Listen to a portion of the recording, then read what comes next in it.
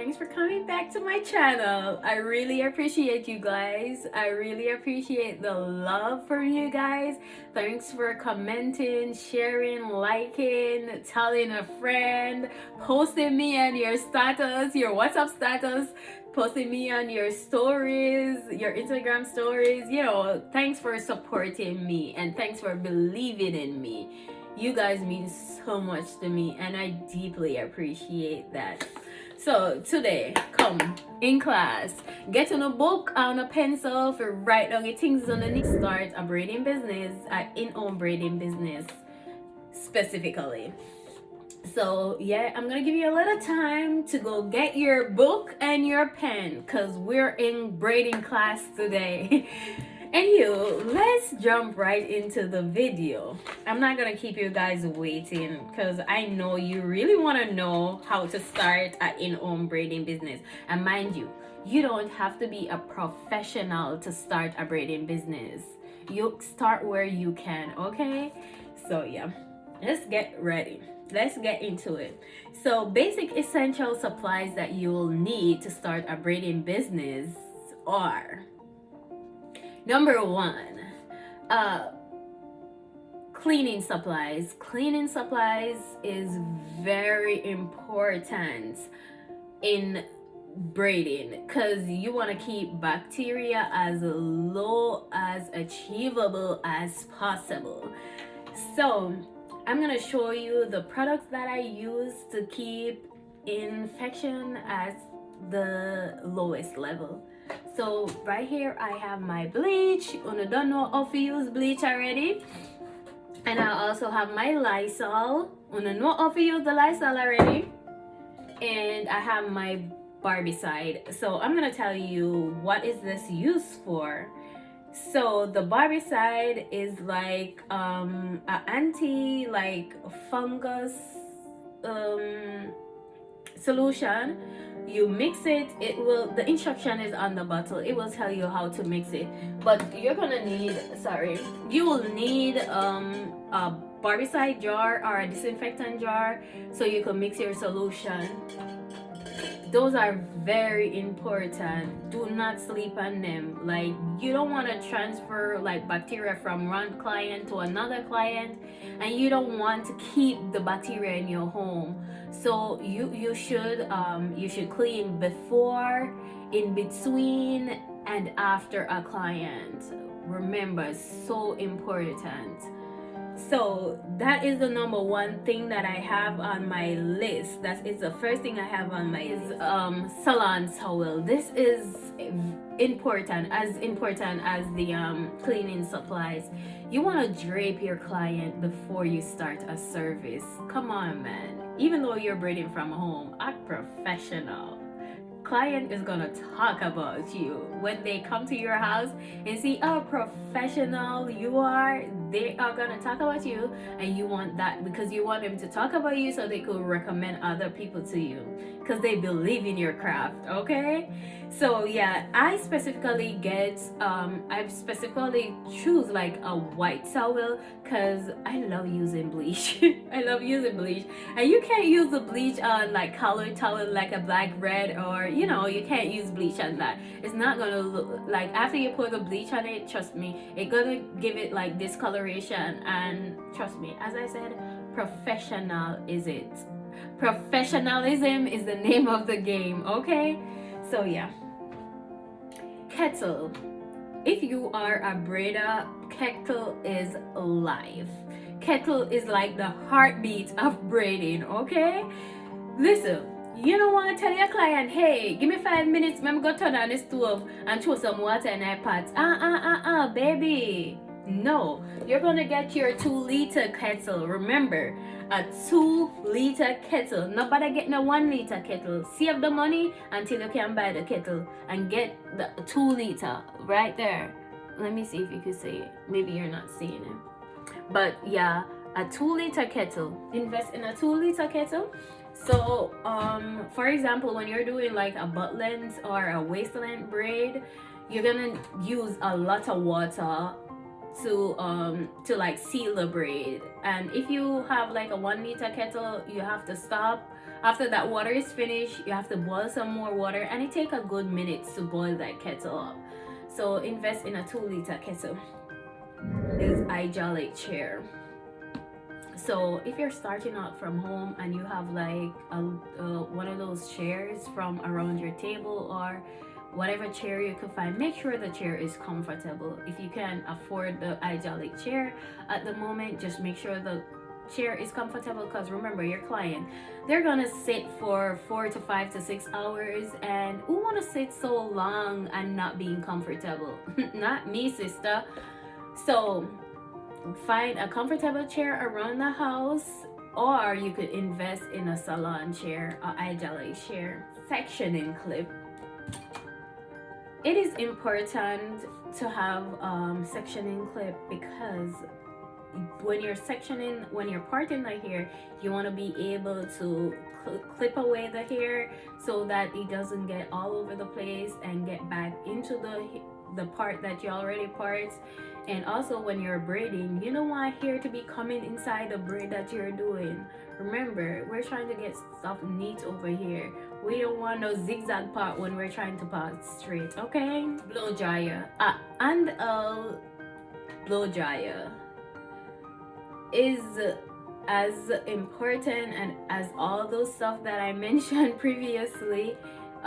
You need to get your client hair as straight as possible, so when you're braiding, it's like a smooth transition, and also when you're parting, you're not hurting your client.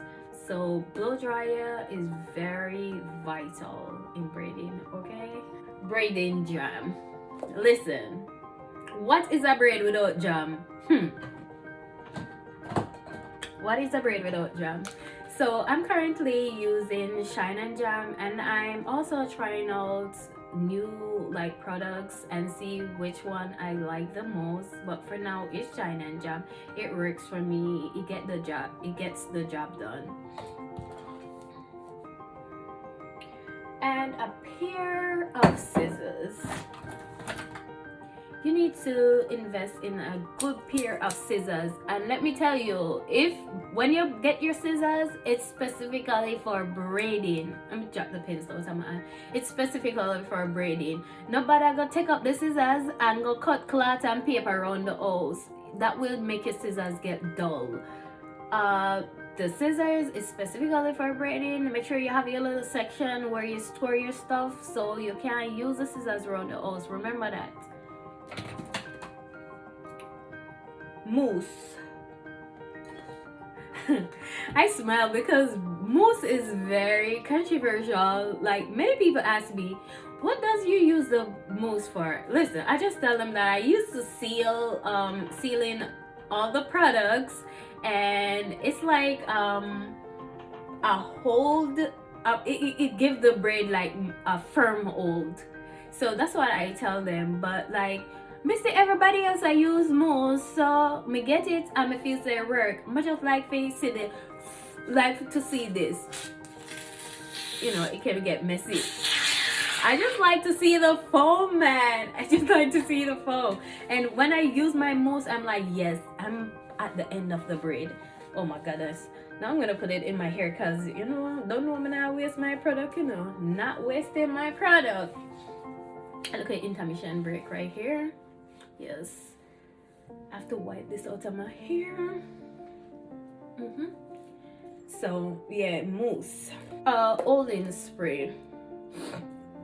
I use them. I especially use the holding spray for like different texture here. Like sometimes you have a client and their hair is like really fine, and you know you tuck it well, but like that extra hold, I just spray some spritz on it, or you know, any holding spray that you could get your hand on. Comb. Like, you cannot braid without a comb. Cannot braid without a comb. So these are the most popular combs that we use for braiding. So you have this, they call it the precision comb. Doesn't work for me because like the the tip, the metal part of the comb, it's not like sharp enough. It has like a blunt cut right here. It's not sharp enough. It doesn't give me precise parting. And the same thing for this tooth here, the big one right here, it doesn't help me. So what I do is I went on Amazon and I got this rattle comb here. You know, your girl have to improvise. I use my nail buffer to just like sharpen the tip of it, not too sharp now because I don't want to stick my client to like, so I sharpen the tip of the comb, also the big tooth of the comb right here. And then this is what I use for my precision part. Maybe this one will work for you, but it's up to you. Get whichever one you want. One of my clients said to me, I can't believe you're still using that brand oil sheen. Listen, olive oil. I love it. I love the smell of it. You could get whatever oil sheen you want. This one worked for me and I'm gonna continue to get it, right? So the purpose of the oil sheen is whenever you're finished braiding, right, and you're using like your shine and jam, it is already shiny, but after it dries matte.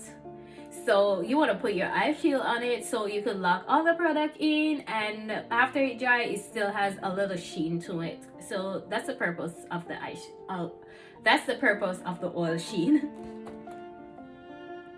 Edge brush. So everybody know swoopy edge is trending right now, right? And everybody want them swoopy. This is the brush that you use to get that edge look. So it has a little rat tail right here. So if you want to do the curve, you could use a rat tail instead of using your fingers. The brush for a smooth finish, the comb for part. Yeah. So to transfer product, I don't advise no one to transfer like product with their fingers, because remember, especially if you braid every day and you use the same product on multiple clients, you don't want to be braiding with your fingers because you don't braid in gloves, and then you're gonna use you're not gonna wash your hand, you're gonna dip your finger inside the jam, like you're bringing bacteria from your client to the jam, and then you're gonna transfer those bacteria into another client hair. So I highly recommend that you get some spatula. And if you don't have money to spare on spatula, you could also use some of the get a metal spoon, and you know, you could it's reusable. After you finish, you could wash it and then reuse it, or you could get the disposable spoons and then dispose them when you're done. But I like the spatula. So this is what it looks like. I got these from Amazon. Maybe when I'm out of these, I'll just get one of my metal spoon and, you know, just use it in kit instead of buying spatula. Braiding watch. Listen, I've been through multiple of these braiding watch. This is not how it's supposed to look, but after buying about maybe 6 or so, every time the metal part just go its own way. I'll be with a client and you just hear plop on the ground, the metal part drop off. Tell me no. And I used to just throw them in the trash can. So I was at the last one and I was braiding and I'm like, I'm not throwing this thing away. I'm gonna find a way how to improvise. So the metal part fell off, and let me tell you, your girl improvised. I kept it, and this part is like it's rubber, so I just put my jam right here, and after I'm finished with it, I just wash it off and then reuse it. Yeah, who's gonna throw it away? Who have money to waste? Not me. So that is what I do. So do not throw your braiding watch away when after the metal part fell off. Okay, and this is like it's super convenient, because if you take like your gel out and you put it on the cover, you have to be dipping on the cover, and then when you have it right here, you just as you go, as you go, add product as you go. Yep. Braiding easel, like braiding easel saved the game. Like, it saved the game, and it saved time, and it also saved hair, braiding hair. Because I remember, like, a few years ago, when, when I was braiding here and there, and I didn't have a braiding easel, I used to ask my client to hold the hair, and then after I'm done with my client, trust me, you should see hair on the ground. Like, I'm like, that is like a pack of hair when I'm done. So braiding easel, like, I put mine on a stand, so this is what it looked like, or you could call it braiding stand, but the original name for it is thread holder. So yeah, we improvise. We as braider, we have to improvise, right? So this is how it looks. You could get it from Amazon, probably a fabric store or so. And yeah, you could even make it for yourself if you have time. I have a bucket on my list. I mean, people dip their braiding hair into their kettle. Not me, baby. I love when my braiding hair is bone straight. So I let my client lean over, and then I just pour the water on their braids, and then it run into the bucket because I'm braiding in from home, and I don't want to get my like carpet soak or anything. So this is the bucket I use. Kind of big.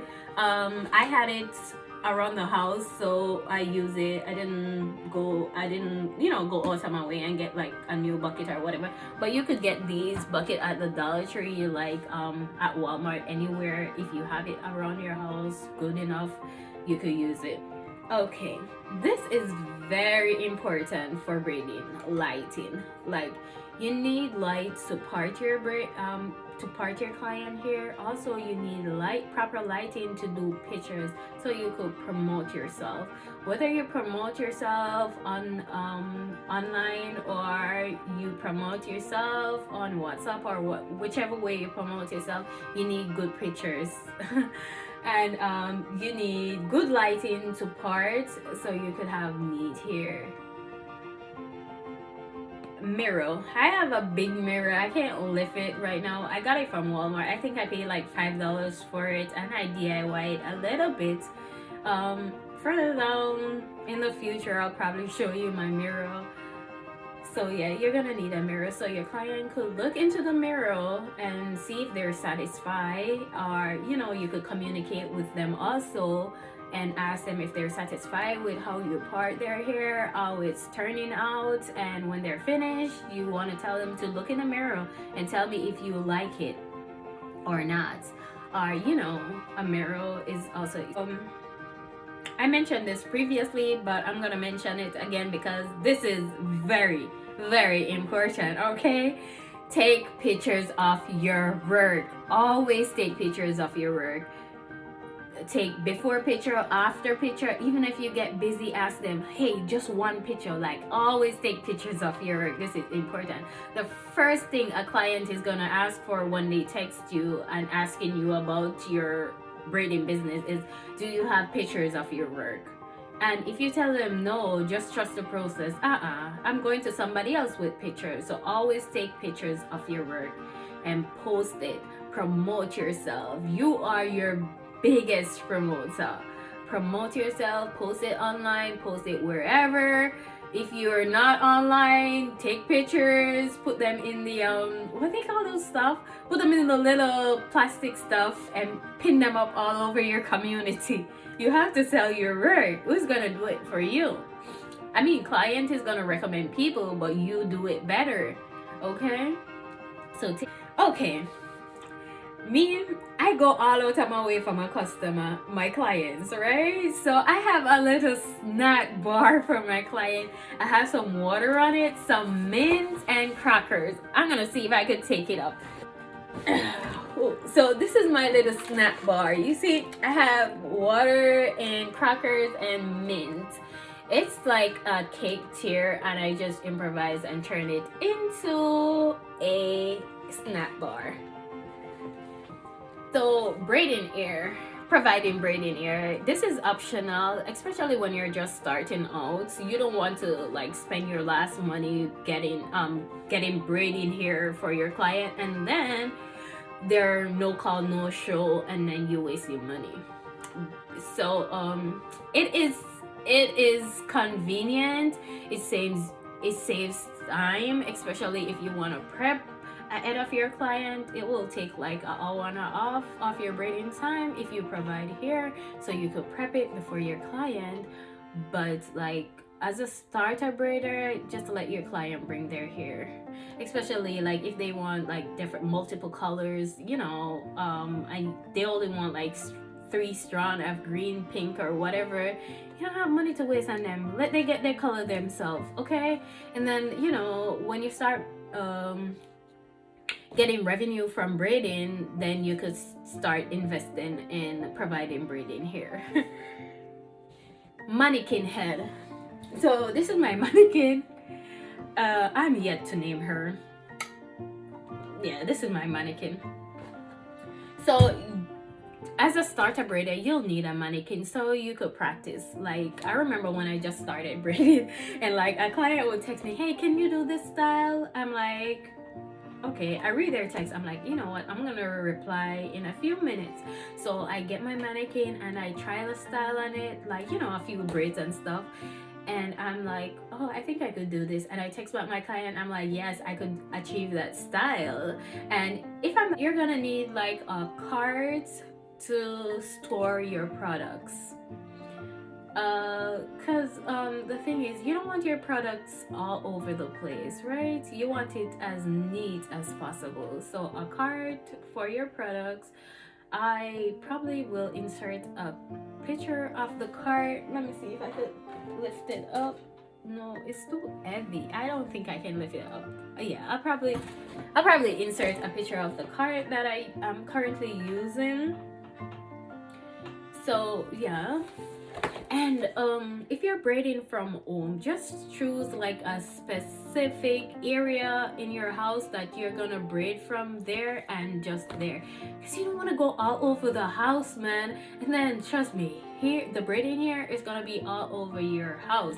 So get yourself a broom to sweep that hair out, or if you could afford like a vacuum to like take the hair out for you, you could get that as well. So, and we're here for all client, the one them when I want to show them face, and the one that want to show up them face, okay? So I went ahead and I made myself a facial for my client. Some client, they don't want to show them their face. They know what you're doing with the picture, so they're like, I don't want to show my face. I'm like, I got to take picture of my work. Here you go, I have a facial. So I made this facial. If you want to see like a detailed video, I made this facial, say facial down below in the comments. So I'm gonna end the video right here, guys. Thanks for watching. Comment down below constructive criticism. I'm here for it, so drop them down below. I'm here to learn as I go, and I'm here to teach you as I go. Teach you about braiding, and you could teach me about YouTube, because you guys, you've been watching YouTube, and you will tell me what to do, what not to do. Okay? So until then, bye. Bye guys. Hi guys. So thanks for watching my video. Thanks for joining me, and don't forget to comment, like, and share. Okay, and let me know if you learned anything from my video, and if you have any video ideas for me, let me know in the comment section. Bye guys, I love you. Oh yeah, I did my, in case anyone want to know, I did my wig myself. Yes. And so this pendant here represent my birth country, Jamaica. If you don't know, I'm representing. Okay. I love it. So bye guys. Bye.